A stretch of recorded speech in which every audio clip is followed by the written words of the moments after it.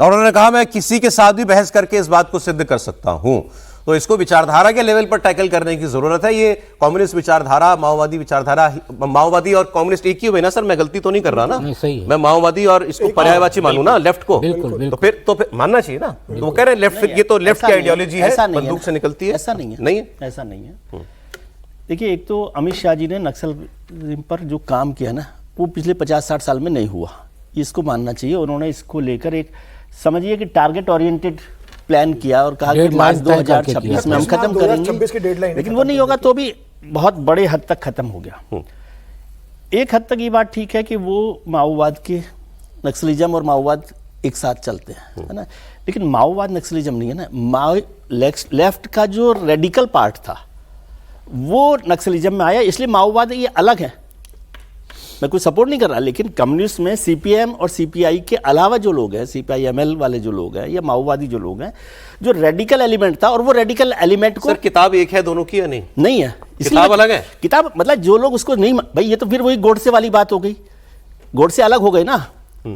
Left में वो radical element नहीं बर्दाश्त था, इसलिए उन्होंने अलग पार्टी बना ली, तो आज अलग पार्टी के तौर पर काम कर रहे हैं। तो देश में जो बाकी लेफ्ट जो सीपीएम सीपीआई मोटे तौर पर उनको नहीं जोड़ सकते, उनको इसके साथ नहीं जोड़ सकते। उन्होंने कहा कि आप अपना अलग चलाइए, लेकिन उसी विचारधारा से निकला माओवाद, उसी विचारधारा से निकला। इसलिए विचारधारा और संगठनात्मक ढांचा दोनों चीजें, आप सिर्फ विचारधारा पे मत जाइए, संगठनात्मक ढांचा भी कम्युनिस्टों जैसा ही है इनका। जैसा होना अलग। मैं होम मिनिस्ट्री कवर करता था, छापा पड़ा था बस्तर में, बस्तर के छापा में जो डॉक्यूमेंट्स जब्त किए गए थे उसमें बाकायदे सेंट्रल कमेटी की रसीद मिली थी, जिसमें स्कूल का मास्टर कितना देगा, ठेकेदार कितना देगा, पत्ता तेंदुपत्ता तोड़ने वाला ठेकेदार कितना देगा, ये पूरी वसूली होती है। लेफ्ट और माओवाद आप एक साथ ना जोड़ें, वो ये अतिवादी है।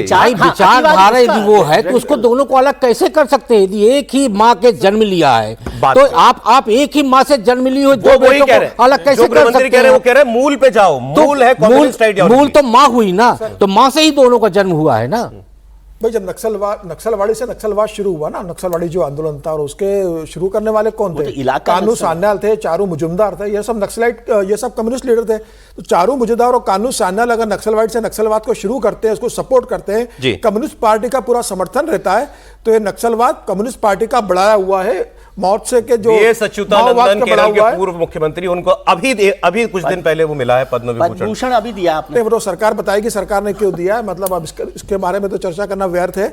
मैं जो कहना चाहता हूं सर ये कि जिस तरीके से देश के अंदर हेड जो है होम मिनिस्टर होते हैं सर, जिस तरीके से देश के अंदर मुझे लगता है कि कम्युनिस्टों की सरकार खत्म हो गई है, वैसे वैसे माओवाद में खत्म हो रहा है। कम्युनिस्ट आइडियोलॉजी दुनिया भर में जहां भी गई है, सिर्फ केरल में सरकार बची है, त्रिपुरा में बीजेपी ने खत्म कर दी है, बंगाल में ममता बनर्जी ने खत्म कर दी थी। सीपीआई के दफ्तर में कभी जाएंगे, वहां आपको कार्ल मार्क्स भी मिलेगा, वहां आपको स्टालिन भी मिलेगा, हो सकता है कहीं माओ भी मिल जाए लिखा दीवार पे टंगा हुआ, ठीक है। और इन सारे देशों का इतिहास क्या है, स्टालिन भी मिलेगा।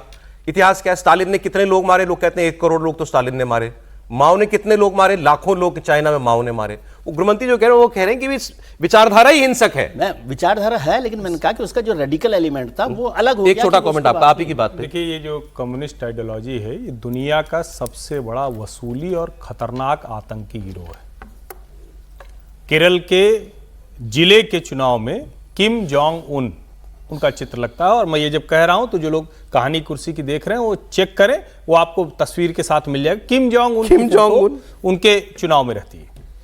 दुनिया भर में जो एक्सचेंज प्रोग्राम है, वो नक्सलवादी कह के हो, माओवादी कह के हो, अर्बन नक्सल कह के हो, प्रोफेसर कह के हो, कोई भी इंटेलेक्चुअल वाला कह के हो, लेकिन अंत में सबका बच्चा वो रशिया पढ़ने चला जाता था, सबका बच्चा चाइना चला जाता था, सबका बच्चा दुनिया के अलग अलग ऐसे देशों में चला जाता था।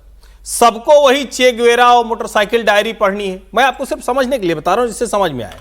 कैंपस में चूंकि ये ऐसे होते हैं, जब गिरोह होता है, गिरोह में बहुत ज्यादा दिन तक एक साथ नहीं होते, तो इनके संगठन टूटते चले जाते हैं, इसलिए अलग अलग आपको मिलेंगे।